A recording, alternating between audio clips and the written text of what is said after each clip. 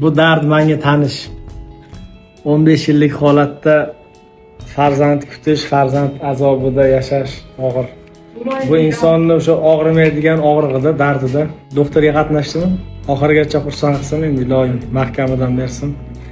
15 yillik polikistoz holatida eko orqali homiladorlik, 15 yillik polikistoz SPK'ga. Mana shu bemorimizda bugun homiladorlik 2339. Birinchi urinishda o'xshadimi? Toshkentdagi eko klinikamizda birinchi urinishdagi natija. 15 yillik farzandsizlik holati Qo'qondan. Har doim bunaqasi bo'lavermaydi. Shuncha men syomkani oldim, syomkani qabul. Chunki buni tarix zar varaqlariga muhrlamasam bo'lmasdi.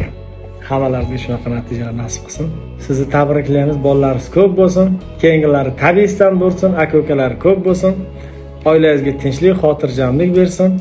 Farzandlaringiz rohatini ko'rib yuring. Eson-omon qo'lingizga olib, shu bolangizni ko'tarib kelganda mana shu videoni menga qo'yib berasiz, xo'pmi?